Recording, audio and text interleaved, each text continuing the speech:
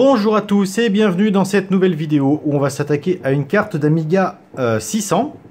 Donc je vous l'ai dit dans la vidéo précédente, depuis quelque temps je m'intéresse au circuit Reset des Amiga 500, 500 Plus et 600.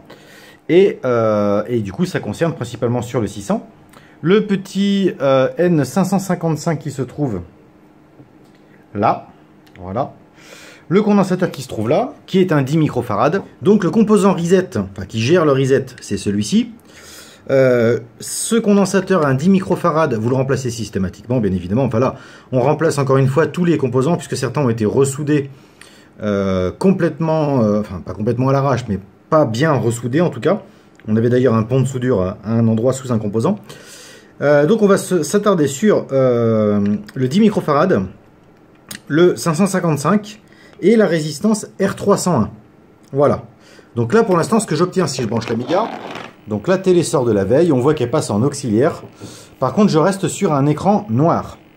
Au niveau des LED, on obtient une LED Power fixe et qui ne bougera pas. Elle restera tout simplement en LED Power fixe. On n'aura aucun changement de ce côté-là. Donc, la première chose que je vais faire, ça va être remplacer R301 qui se trouve ici. Puisque si cette résistance est grillée, évidemment ça ne fonctionne pas. De plus, si je pose mon doigt dessus, elle est extrêmement brûlante. Donc c'est parti pour un dessoudage.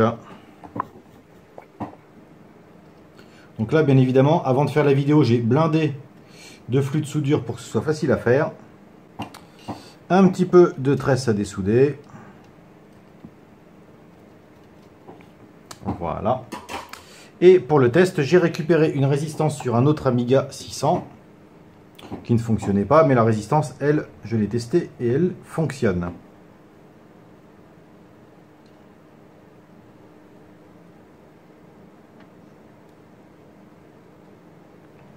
Donc, R301 est remplacé, on réessaye. Encore une fois, on reste sur un écran noir, aucune activité. La LED clavier reste figée. Par contre, si je teste ma résistance au multimètre, on peut s'apercevoir qu'elle est grillée. Donc maintenant, on va s'attaquer à U14. Voilà, donc on va le dessouder et le remplacer par un autre que j'ai mis de côté, que j'ai préparé à l'avance, pour voir si on peut arranger ça. Alors c'est un tuto que j'ai vu qui était entièrement en anglais.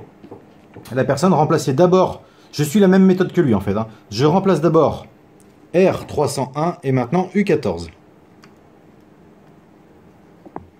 Donc là, j'utilise pas le décapeur thermique parce que j'en ai pas besoin. Je vais juste chauffer mon composant. De toute façon, pour moi, je le considère comme mort. Je le remplacerai par un neuf.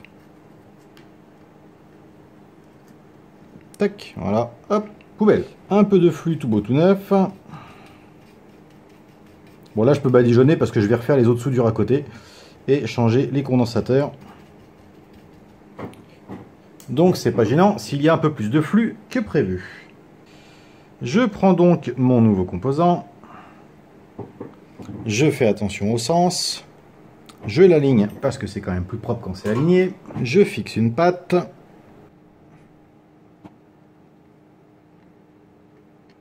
voilà, le composant est remplacé, hop, et c'est parti. Alors désormais l'Amiga démarre, mais on peut voir qu'il y a un très gros problème ici. Voilà, donc ça c'est marrant parce qu'on dirait un problème RGB. Aïe. Oh, je viens de me cramer avec un composant. J'ai éteint tout ça et on regarde ce qui se passe. J'espère que vous arrivez à voir le condensateur qui est en train de fumer.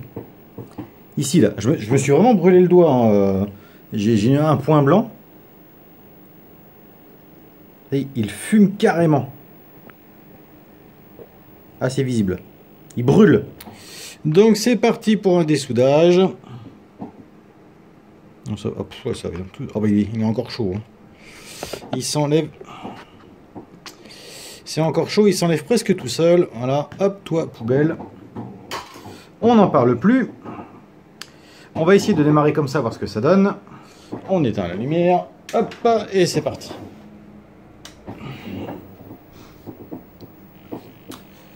Donc là, la LED clavier est allumée. On va voir s'il y a une réaction au niveau du lecteur de disquette. Parce que je ne sais pas si cette partie-là de la PCB gère autre chose que la vidéo. Enfin, si toutefois ça gère aussi la vidéo. Mais ça ressemblait quand même à un problème RGB. Quand on a des problèmes d'altération de couleur comme ça, c'est jamais vraiment bon signe sur la sortie vidéo. On contrôlera ça. Ah bah non.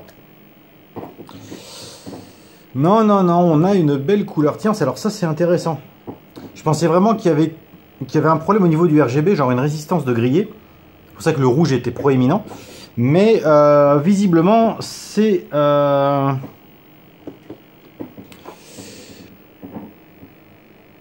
C12A, le condensateur 12A, qui pose un très très gros problème. À mon avis, il était grillé. Je vais contrôler ça au multimètre. Donc pour le tester, test de continuité. Si ça bip, c'est qu'il est en court-circuit.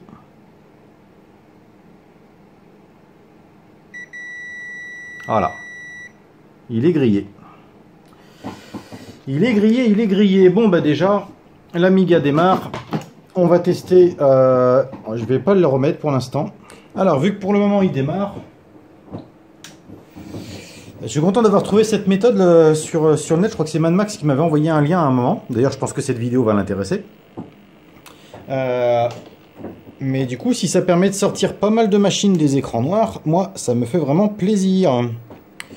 Parce que j'en ai encore quelques-unes. Notamment un 1200, n'est-ce pas Mad Max? Un 500 plus, deux 500 plus et un 1200. Donc là, j'ai lancé la disquette Tiny Bobble. On va laisser charger et voir ce que ça donne. Ah. Alors, les couleurs ont l'air bonnes. On a eu le petit son du démarrage.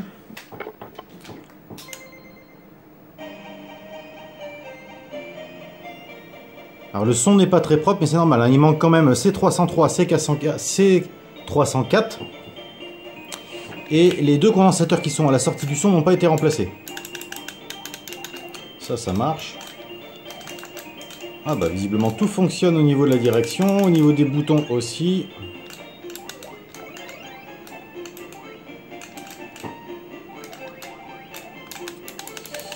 Cool, ça veut dire que les couleurs fonctionnent, le joystick fonctionne, la musique fonctionne, même si elle n'est pas propre, mais on verra après le recapage. Donc ça, c'est plutôt bon signe. On va faire un contrôle sur l'IDE. Alors là, j'ai mis une compact flash avec un workbench dessus. Je pense pas que ça va le charger à fond, puisque du coup, c'est un workbench ADVSP. Et que là, on est sur un 600 sans extension mémoire. À mon avis, on va peut-être avoir le début du chargement du workbench, mais on n'ira pas jusqu'au bout, je pense pas.